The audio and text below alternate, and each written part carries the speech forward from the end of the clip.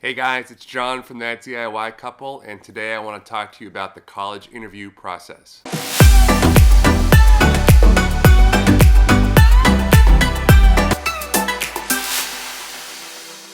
So about a week ago, we did a video about the college application process, and in it, we mentioned that we had been interviewers for Yale for the past couple of years, and we got a lot of great responses asking specific questions about the interview. What is the interview? What should I be worried about? What should I prepare for?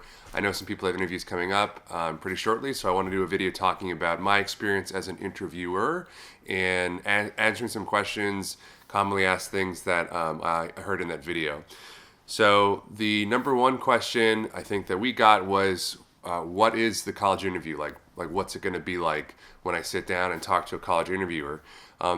Just as a very general concept, most interviews that I'm familiar with are conducted in like a public place. So you're going to be meeting your interviewer probably at a coffee shop, maybe a restaurant, maybe a library. It's very rare that you're going to be meeting an interviewer in their private home or at their place of work, although some interviewers might want to do it that way. I do all my interviews basically at Starbucks or a public place. The goal of the interview really is just to have a conversation. So it's not going to be, at least the way that I conduct it, it's not going to be something where I come in with like set questions that I want to ask you or that I'm really, really curious about. I don't know anything about my interviewees before I sit down with them. I only know their name and where they went to high school. And the only reason why I know where they went to high school is just so that I can plan where to meet them at some convenient location near where they live. But that means I don't know someone's academic credentials, like their grades. I don't know anything they wrote in their application, like their essays.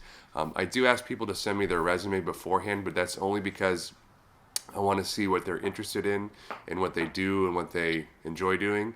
And if we have something in common in that way, it's a great icebreaker for me to talk to them about, oh, hey, you also like, this particular extracurricular activity. I did that in high school too.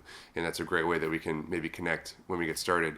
The idea with an interview, though, is for me kind of to learn how you think about stuff and what you're passionate about.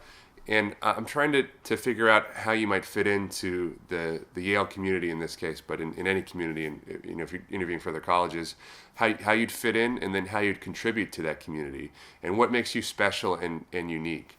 So what you really don't want to do in an interview is just sit down and somehow recite your resume or your college essays or whatever it is, because what I'm going to output from the interview is essentially just a letter, like a description of what we did and my thoughts and impressions and everything else.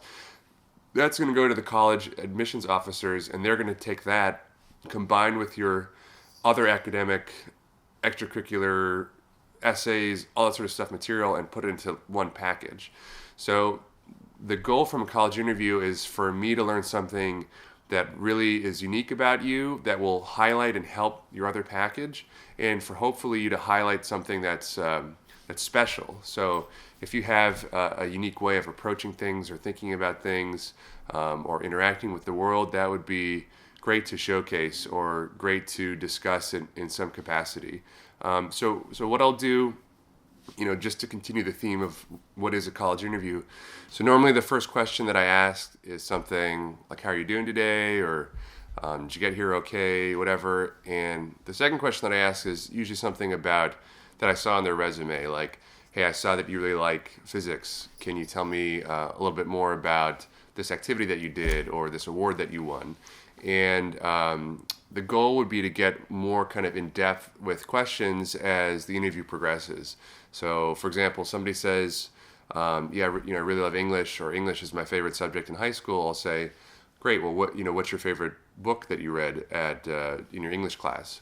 And if they happen to say a book that I've also read or I'm also familiar with, then that's awesome, because we could talk more about the book. Why is it your favorite book?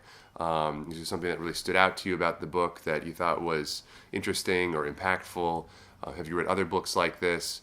And, it doesn't really matter exactly what the subject is. It's easier for me if I'm familiar with it, because then I can have an actual conversation about it and talk about, back and forth. But whatever the subject is, it's important to kind of get into a conversation about it, so that I'm not just peppering questions and getting answers. The best interviews for me are ones where the conversation is back and forth. So maybe I'm asking about a book, and they make a statement, and I say, oh, that's really interesting. I thought about it this way, or I had this impression, or whatever, and then they respond to that, I respond to that, and so we kind of grow organically. It's really cool to find applicants, students that I feel like I could be a peer with, that I feel like I could talk with as I would an adult, even if they're only like 17 years old. That's awesome because it shows that they're really intellectually kind of advanced for their age, or maybe socially advanced for their age, or maybe they have some really cool insight or really cool thinking about a topic that I've never approached before. Sometimes I might say statements that I know are a little bit controversial just to see how they're going to respond. So if they really like a subject, or like a TV show or a movie or anything like that, I might say like, oh yeah, I don't really like that, or I'm not sure why people care about that or why that's important, just to see how they'll react. And the best answers are usually when people challenge me, or they have some really good reason for supporting their position. It's really not necessarily great or not necessarily helpful to the conversation if I say like, oh, I don't really like that, or I think that's not important. They say, yeah, I agree, because then I don't really learn anything about them, even if they do happen to agree. I'd love to know why or whatever. The goal, if I ask questions in an interview, what I really don't want people to say is just an answer that they think will make me happy. Sometimes people think that interviews are about just appeasing me, so I'll ask them questions and they'll give me an answer that I know they think is what I want to hear, but oftentimes that's the worst, because I'm not learning anything about them. I'm not really getting any insight into who they are. If there's something important about you in the interview, if there's something that some life thing that you've struggled with or overcome, or is a really defining part of who you are, I think the interview is a great place to highlight that, even if you already highlighted it somewhere else in your application. I can think of examples where I was asking someone who I was talking to a couple years ago about their childhood, and they had told me a really, really heart-wrenching story about something that happened when they grew up. And I said, wow, how did that make you feel? Or like, how did that impact your life? And their answer was like, oh no, everything was fine, and everyone was really nice to me, and that was it. And I was sort of like, well, I mean, that might be true, but even if it's true, I feel like there's more there to it. And I wanted to learn, like, peel back the onion a little bit and say, like, well, like, tell me about why this is important to you. You just told me this story about your childhood and growing up, and now I don't know how that connects to the rest of your life. So the same, with writing anything, writing college essays, the interview process is more about showing me than telling me. So if there's a way that you can show me something about yourself, that's great. What is not interesting to me, and what is not really informative to me, is just being told a narrative of your life, like a story or sequence of things that happen. If there's a way that you can show me that some of the things that we're talking about impacted you by demonstrating how you've changed, or how you grew up, or how you approached a different situation, like, that's really cool. I hear a lot of times stories about people going abroad. This is also a common essay topic about when you traveled to Africa and did this volunteer thing, and that's really, really cool. I've never done that, so that's really, really cool. But for me, it's great to hear more about that. Like, yeah, you traveled to Africa, perhaps, and you spent some time volunteering, maybe for your church, or in connection with a student program. How did that change you? Does that inspire you to want to go back to Africa? Do you want to do public service, volunteer work? Did that inform your choice of academic subjects? Whatever it is. Another thing that I think is important that Shannon mentioned in our first video is this idea of being pointy. Pointiness is the idea that you have one or maybe a couple things that you're really, you have a lot of depth in. So a lot of applicants, and this is me too, did a lot of stuff in high school, but maybe weren't necessarily humongously involved in any one or two activity. I would like to see in an interview, if we talk about those activities, maybe we won't, but if we get to that topic, it's great to say like, oh yeah, so I'm really into science and or physics, and that's demonstrated by the fact that I started my high school's physics club, and then I went to this physics competition, and I won this award in physics, and I did an internship over the summer in physics, and whatever else. That would come. I would come with the impression, be like, yeah, this guy is really into physics. He's really talented at physics. I'm really impressed by that. I one time had an interviewee who had a lot of stuff on her resume, very impressive, and I was trying to get a sense of what's the big most important thing to the students. So I said, what is, of all these activities, what's the one that's most important to you, or what's the one that you found most fulfilling, or you think is most significant to your life? And their answer was something they had done for maybe a week over a summer one time, in the context of, and it wasn't really similar to anything else. It was just something that they did over the week, and that alone was a little bit odd to me, because I was like, well, the most important thing that you've done extracurricularly is a 1 week activity. But I thought maybe there's something more there, because that's, maybe it could be. So I asked them, well, why? And I think the response was oh, it was very prestigious, or it was very whatever. And that's not a great response, because that doesn't tell me anything about you, except that you're really into prestige, which is, I'm into prestige too, but maybe it's not a great, necessarily the most illustrative example for a college applicant. So examples of bad interviews, just from my perspective, are, the worst interviews for me are when, and it's unfortunate that this is the case, but it's when people are too nervous to really talk. That happens every once in a while. People get really, really, really nervous about college interviews, understandably so. But when somebody's so nervous that I can't even talk to them or have a connection with them, then it's just not going to go well, because I don't really have anything to talk about or to say.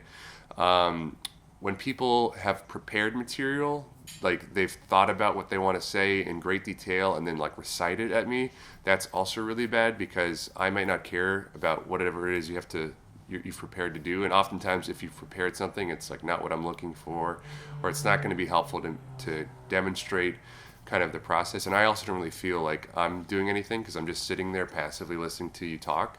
And you could have just sent that to me in an email, I guess, or sent that to the school.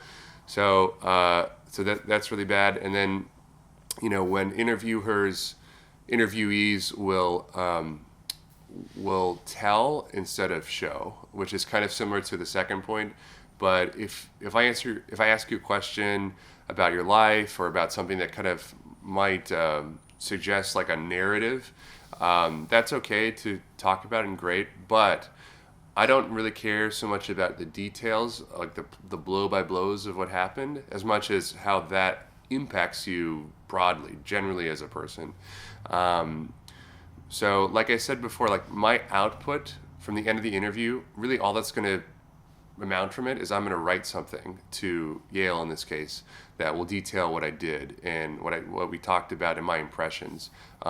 So kind of the more entertaining and interesting and fun it is for me, just by human nature, probably the more entertaining and fun and interesting recommendation, or whatever you want to call it, I'm going to write.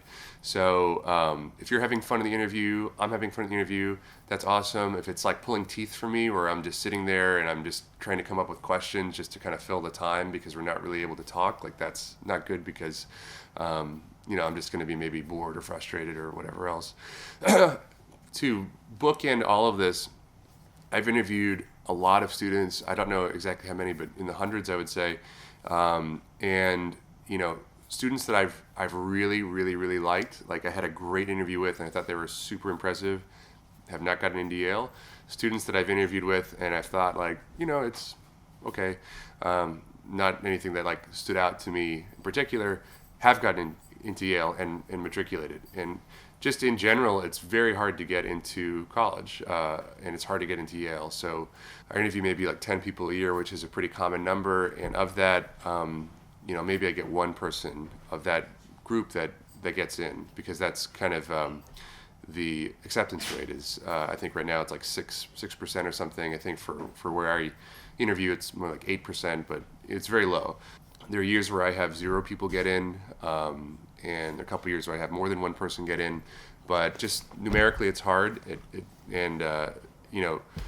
I don't know really how the interview process is correlated into your general application because it depends on the admissions officer and depends on you and everything else.